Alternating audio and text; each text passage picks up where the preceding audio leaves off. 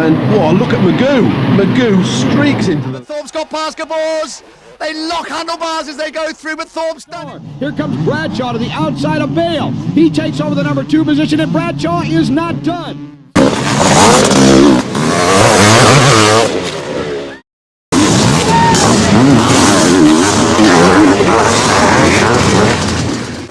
Motocross action, and as you can see by the graphic, it is hot and humid. Yeah, we talked about that at the outset, Dennis. That could be a problem today. 105 degrees, that's without the protective gear. I estimate conservatively they're experiencing at least a heat factor in the 120s, and that is hot. Dennis, the gate is down, they're underway. 40 riders accelerating into turn 1. Crowned world champ George Jobet, number 14 in the lead, with number 67, Jean-Michel Bale, right on his rear tire. Now, these guys are no stranger to each other. Jobet is a 4-time world champ from Belgium. Bale comes from France. He's now riding, of course, in the U.S. Both are factory Honda mounted. Now, at the beginning of the season, no one gave the 30-year-old Belgian a chance at the world title. His last crown way back in 1987, and since then, he's been hampered by one injury. And layout as we head to the portion of the track that is literally ingrained into the hillside. Well, as I said earlier during the track description, Dennis, this track is very demanding. Now, the riders are in the back part of the track, where the sections that are literally carved out of the San Bernardino Hills. Our leaders, this is where the suspension and gearing comes into play on the motorcycle. Front fork assemblies and rear shocks are really put to the test.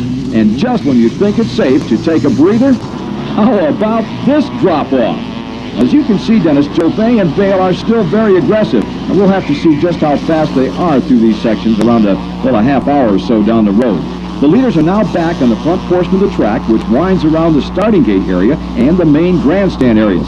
Glen Helen is a tough course all the way around, but those elevation changes on the hills are Ward's consistency over sporadic successes. And George Jobet, Dennis, is the rider that has been the most consistent throughout this 1991 season. He has his hands full, though. In fact, here comes Jean-Michel Bale. Bale makes the pass, and frankly, I'm surprised. With the heat the way it is today, I would have thought that JMB would have waited a little bit before he engaged the afterburners.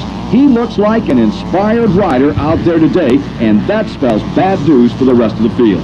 Larry said it at the top of the show, Jean-Michel Bale will be very tough to beat today if everything holds together. And they've got this racing instinct, and it's taken over. He sees the rider in front of him, he simply goes around him like he wasn't there. Jobet is about 1.5 seconds ahead of Ward, which the way Ward is riding is nothing. We are watching a fantastic performance by Ward. Larry, here's the replay. I think Jackie Martin was in the wrong line. He went to the outside. Number 14, newly crowned 500 world champ, George Jobet. And this is number 67, Jean-Michel Bale. He's led since lap number 2.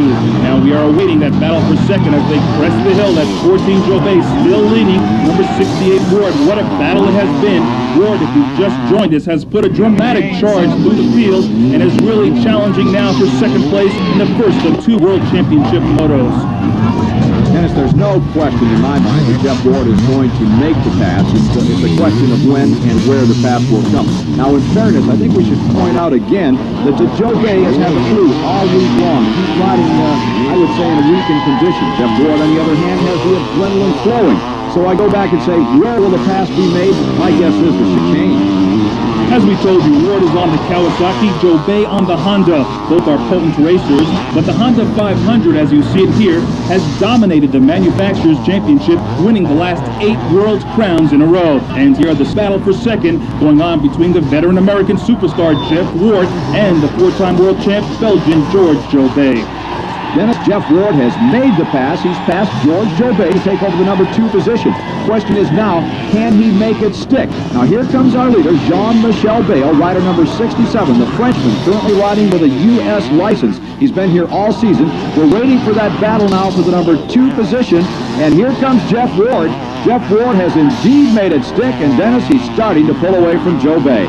One important note here, Larry. Even though this course is raced on once a year at the GP, Ward and Kawasaki test here frequently, so Ward is more accustomed to the terrain and the heat, more so than his European rivals, and he is proud, especially when last year it was a foreign rider who took the Glen Helen glory. and American riders hate to get beat by Europeans. Glen Helen has been the home for this event for 2 years now, and in both events, we have witnessed some kind of special racing. The story today has been Jeff Ward. Like Rick Johnson last year, Ward has transformed this crowd into a frenzied mob, and here he is putting the bid on Jean-Michel Bale, and he has taken the lead. The crowd is going crazy. They are urging him on at every corner, and it looks as if Ward is going to make it stick. Look at that crowd waving and cheering for the American rider. This is Grand Prix racing at its best.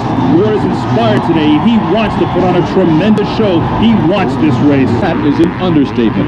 So far this moto, Ward has reeled in and passed Damon Bradshaw, Jackie Martins, who's second in the World Championship standings.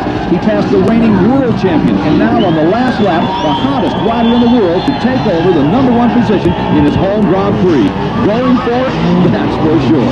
We've got one more moto to go, but there you see the crowd acknowledging Jeff Ward's effort. The first moto of the 1991 USGP has been run.